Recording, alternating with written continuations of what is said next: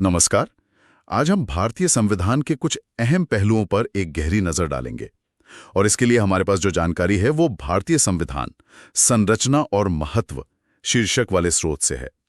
मकसद ये है कि इस दस्तावेज की अहम बुनियादी बनावट क्या है और ये क्यों इतना जरूरी है, इसे थोड़ा समझें। और एक मजेदार बात से शुरू करते हैं।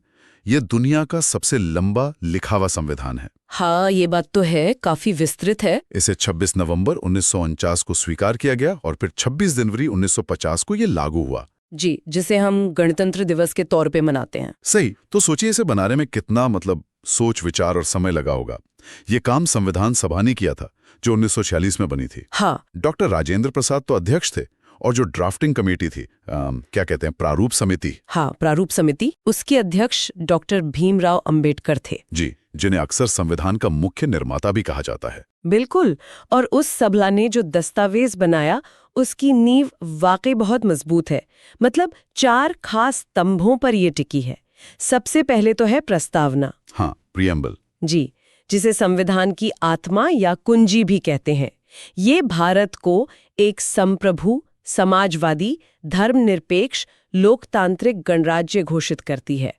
और इसमें न्याय, स्वतंत्रता, समानता, बंधुत्व जैसे ऊंचे आदर्शों पर जोर है। ये शब्द सिर्फ शब्द नहीं है, ये हमारे देश की दिशा दिखाते हैं। सही कहा। ये तो दिशा हो गई। और फिर दूसरा स्तंभ है मूल अधिकार, फंडामेंटल राइट्स। इनका जिक्र अनुच्छेद 12 से 35 में है।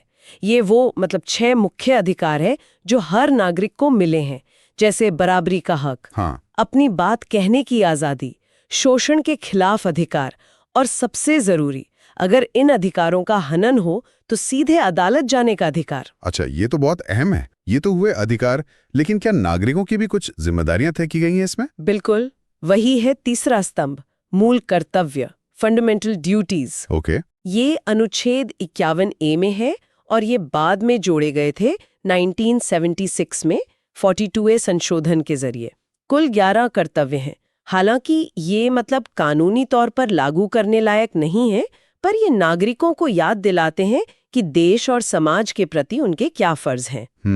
और चौथा स्तंभ? चौथा है राज्य के नीति निदेशक तत्व, यानी DPSP, directive principles of state policy, अनुच्छेद 36 से 51 तक।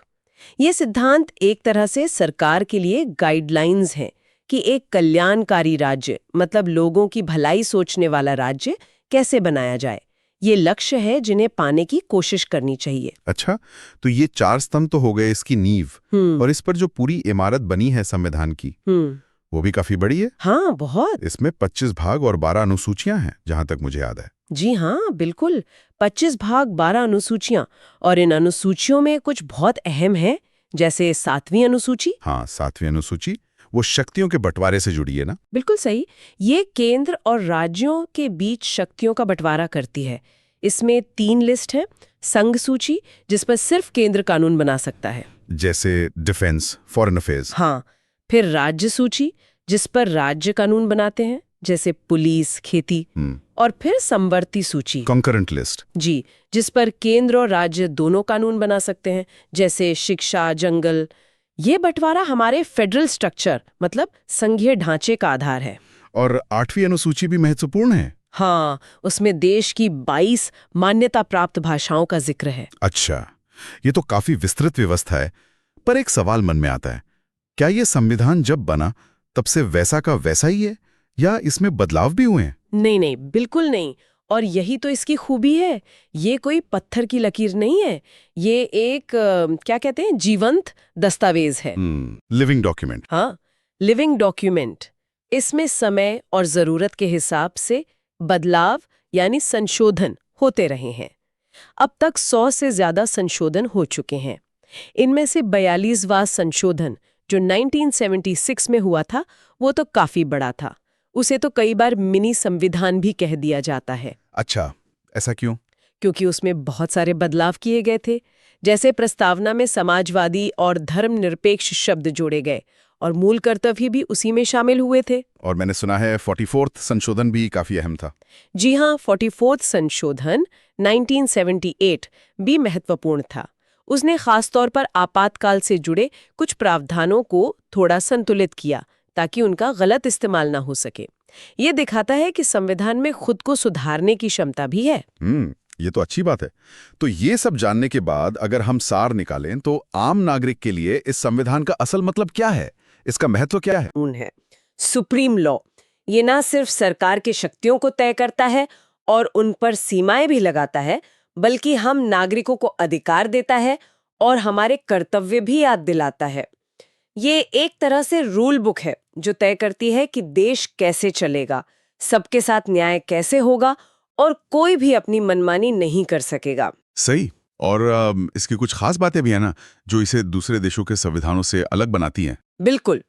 पहली तो यही जो आपने शुरू में कही, दुनिया का सबसे लंबा लिखित संविधान। हाँ। दूसरी, इसमें संघात्मक और एकात्मक मतलब फेडरल और यूनिटरी दोनों सिस्टम्स का एक अनोखा मिश्रण है। वो कैसे? मतलब राज्यों को अपनी शक्तियां मिली हुई हैं, लेकिन देश की एकता और अखंडता के लिए जरूरत पड़ने पर केंद्र ज्यादा शक्तिशाली हो जाता है। ये भारत की विविधता को देखते हुए जरूरी था। इसके अलावा हमारी संसदीय प्रणाली की सरकार एक आजाद न्यायपालिका जो हमारे अधिकारों की रक्षा करती है, और इसका धर्मनिरपेक्ष चरित्र, सेक्युलर कैरेक्टर। हाँ, यानी राज्य का अपना कोई धर्म नहीं होगा और सभी धर्मों का बराबर सम्मान होगा। ये सब इसकी खास पहचाने हैं। तो कुल मिला के ये कहा जा सकता है कि भारतीय संविधान सिर्फ एक कानूनी दस्तावेज नहीं है, बल्कि हमारे लोकतंत्र, हमारे अधिकारों और हमारे एक साथ रहने के तरीके का आधार है। बिल्कुल, ये एक बहुत ही विस्तृत और लगातार विकसित होने वाला ढांचा है। सही। और यहीं पर एक विचार छोड़ा जा सकता है सबके लिए। जैसे हमने कहा, संविधान एक लिविंग डॉक्यूमेंट है। ये संशोधनों के जरिए समाज की बदलती जरूरतों के साथ कदम मिलाता रहता है। तो सोचने वाली बात यह है कि आने वाले समय की जो चुनौतियां होंगी, जो नई उम्मीदें होंगी, उन्हें पूरा करने के लिए ये और किस तरह से विकसित हो सकता है, ये सवाल हमेशा हमारे सामने रहेगा। ये वाकई सोचने वाली बात है। चलिए आज के लिए इतना ही।